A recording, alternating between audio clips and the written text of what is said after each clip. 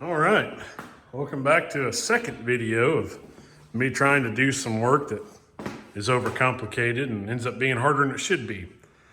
So today's video, I'm gonna do some wiring, some of that electrical stuff. This is my 3088, it's the one I usually push snow with, obviously judging by the snow blade. And this is gonna be a twofer video. We're also gonna do some work on my other 416H.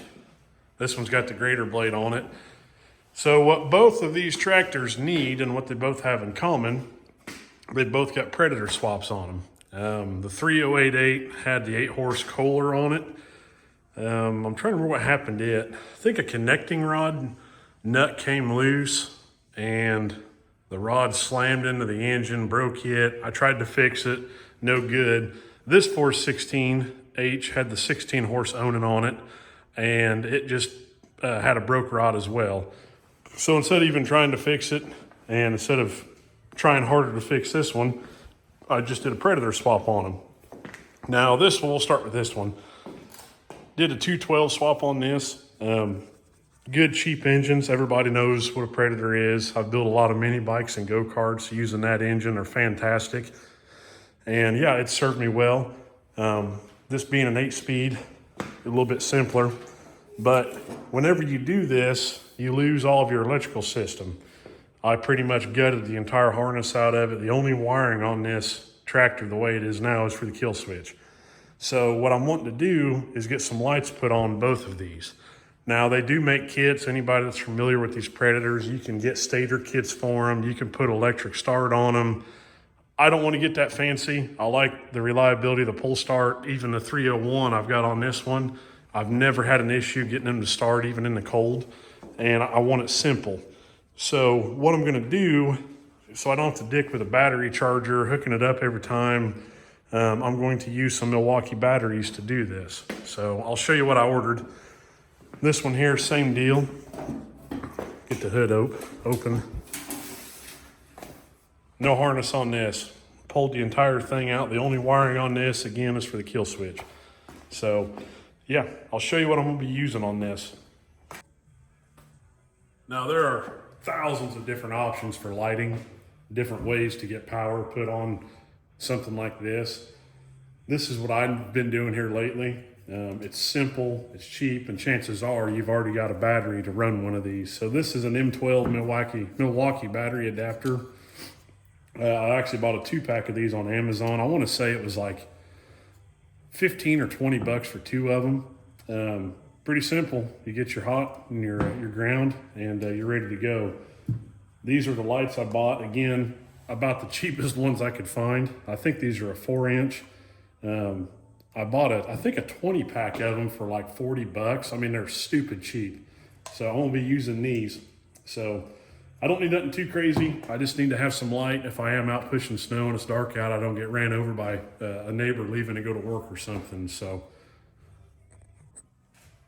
All right, I got a crude setup here so you can kind of visualize what's going on. I know this is about as simple as you can get when it comes to doing any kind of electrical wiring. So I've got an M12 battery in my adapter. It is a fused wire, getting fancy now. Got my hot, my ground coming out. I'm grounding straight to the grounds on the lights themselves. I might end up grounding to the chassis as well. I'm not too sure yet. But anyway, got the hot coming out, going to a toggle switch. That's going to control the hot going to the lights. So pretty simple. They seem to be pretty bright. All right, guys, I got these hold down bolts loosened up. So the best thing about working on these old tractors, these Wheelhorses, literally everything on the chassis and the frame, anything related to that, it's all standard. It's all either 3/8 up to 9/16. It's pretty nice.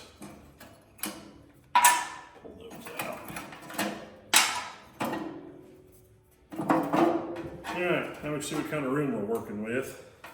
I don't know if you guys can see it, but over on this side, we do still have the bezel in. So what I would like is to just get those flush mounted. And I could even hack that up and move it. I just don't want a huge gap on the other side. Let me see if I can't get that held in place. We'll see what it looks like on the other end. Well, guys, this might have been easier than I thought. Took the hood off, prepared to do a whole bunch of fabrication work. Look at that. That don't look terrible. I mean, this side still looks like crap because there's no bezel. But all things considering, that ain't too shabby. Let me flip the hood over and I'll show you what it looks like on the back side. So literally, it was as simple. That's what it looks like on the back side. Take that out and you can see the original holes where the hold downs went to hold the old bulbs. Hell, put the brackets right there. Didn't have to drill no holes, even use the original hardware. And it mounts up about perfect in there. Yeah, I think we're gonna rock with that. All right, guys, got the lights mounted up. The only thing I changed, instead of using the cheap Chinese hardware to hold the cheap Chinese lights to my hood, I did drill it out to a 1/4x20 bolt so I could use a decent bolt with a lock washer, because last thing I want is these things moving when I'm pushing snow. So I got those mounted. Kind of got a rough idea what I'm gonna do with the wiring. Like I said in the last clip, I want to be able to take the hood off without having to cut wires and wire everything back in. I looked and looked. I thought I had a couple pigtails, quick connects that I had kept over the years from different stuff, and I can't find anything right now. So as much as I don't want to, I'm gonna use these spade terminals for now. Again, not my favorite thing in the world, but at least that way I'll be able to unhook it, take the hood off, and do.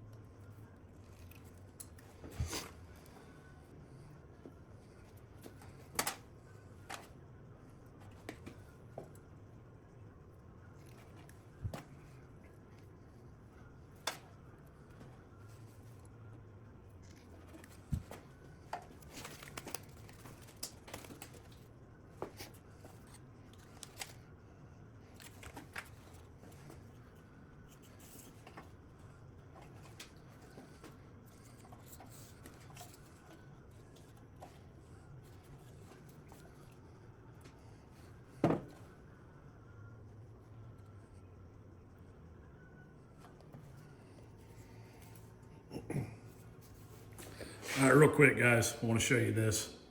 This stuff is incredibly flammable. Normally, I'd just use a quick torch to melt that heat shrink. I probably still couldn't be all right. For sake of me not wanting to catch this on fire, I am going to use a heat gun though. But yeah, I want to slow down real quick and tell you guys that, and that's why I'm doing it that way and not the quick and easy way.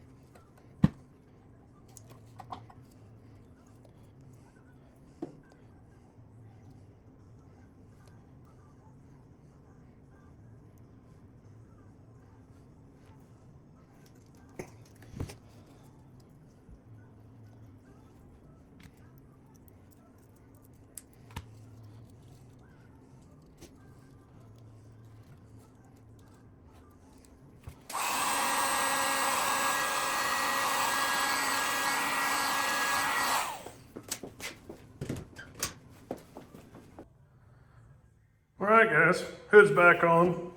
You guys saw the montage of the wiring harness.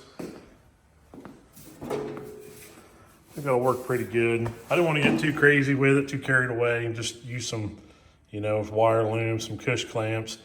I hate using them spade connectors again. It's all I got right now.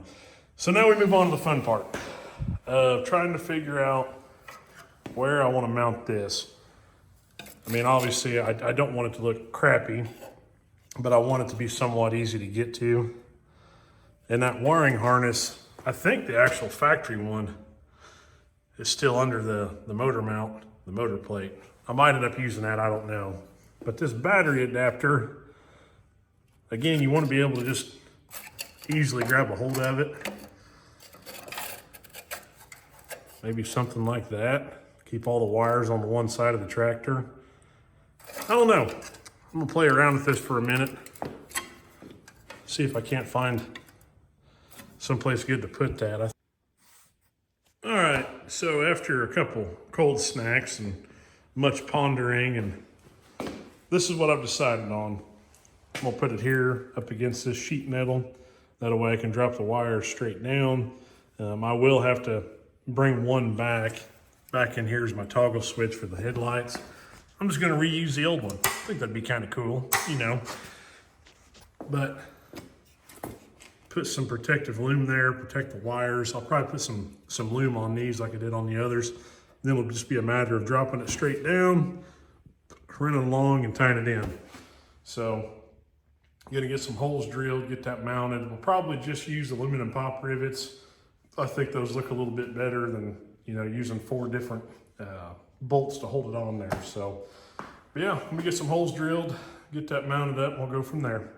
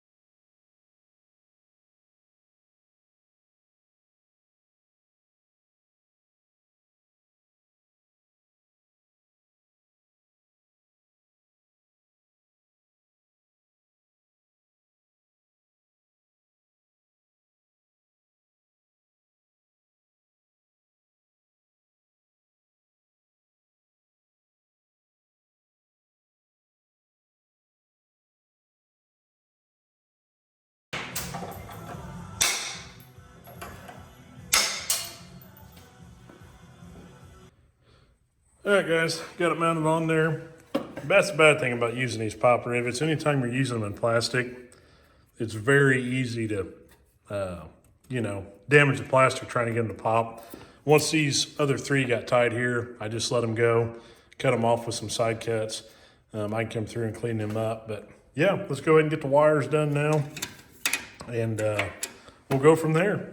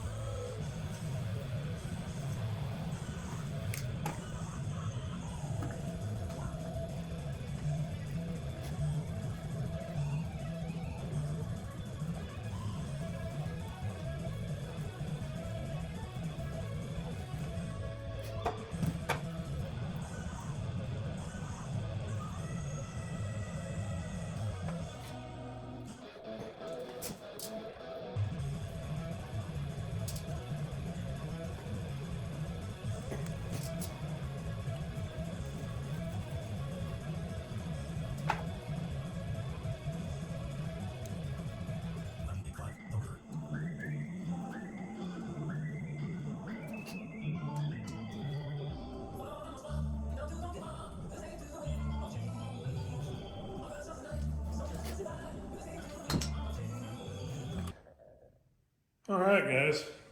Another montage done. Y'all saw me get the wiring all tied up. Got a battery put in. Let's turn the switch, see if they work. Oh, look at that. All right. Not too bad.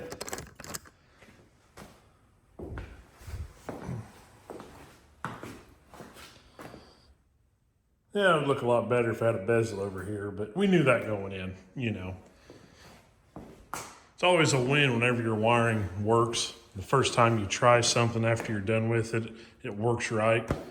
Let's shut the lights off and see if we can gauge how bright these really are. All right, guys, lights are off. I'm gonna find my way over here. And bang. Tell you what, not too bad. I ain't kidding you. Like I said, I think them lights they were like 10 bucks a piece, $5 a piece, something. They were stupid cheap. So yeah, that'll be a lot better than nothing. You know what I mean?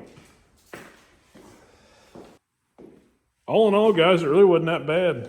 These, like I said, these adapters are very handy. I wasn't too pleased with how this wiring turned out. It'll be okay, I guess. Of all the things I do, I'm most critical of my wiring. So I'm sure anybody watching this, everybody does it different. There's 100 different ways to do it. You know, I mean, don't use butt connectors. You should solder every joint. The list goes on.